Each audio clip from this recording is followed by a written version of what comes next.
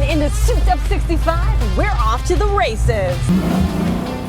Hey guys, I'm Kendra Sommer, and today we're in my home state, Wisconsin, talking everything Mustang with my friend Ron Kahler and his 1965 Mustang. Enjoy this throwback and make sure to subscribe to our channel. We post automotive content every week.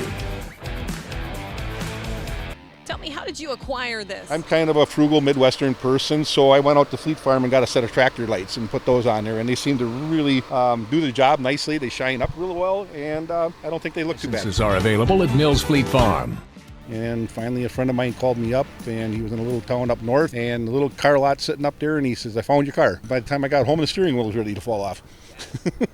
Luckily, we didn't have any steering wheel issues today. Ron has completely restored this Mustang, and it's beautiful. So you made some adjustments since then. Yes, it was a 289 stock car. I think the first color it was baby blue. The second color it was painted over the years was yellow. And when I bought it, it was metallic gray. Yeah, I brought it home and then just started going from there and just been one small modification after another. And before you know it, you have a 5-point harness in there. Well, it's more for comfort.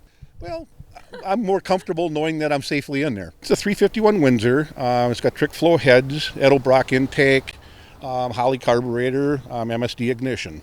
Lots of head work done to it, a lot of porting jobs. They're bigger, much bigger heads than the stock ones. You get the wheelwood kit sitting inside there. It shows up a little bit more on the front side with the red calipers up there. We're still running the stock leaf springs or a stock set of leaf springs in the back. So it's actually a very well handling car, very well balanced. The battery has actually been moved to the trunk for a little more weight distribution. By getting rid of the stock brakes in here and putting the wheelwoods in, I was actually able to reduce the weight of the car by 48 pounds. As for the interior, I have 2001 Ford Mustang GT seats in there, taller support on the back instead of the short little Mustang ones.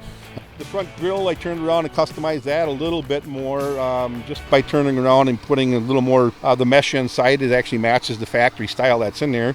Added the hood pins off of Shelby. The reason for that was, again, safety. As you were going down the front straightaways at Road America, the hood was like curving up and trying to do a little wobble job on you. So I just wanted to make sure that wasn't going to come up into my face someday. The eye opener? Huh? Yes, well, no, you'd be an eye closer. Times that I was able to run into different people. I actually have Aaron Shelby, Carol's grandson, turned around and signed the car for me graciously. Gary Patterson, the new CEO, the current CEO of Shelby. So you're running out of room. Yes. That high five hand ready? Oh, Ron. Thank you so much.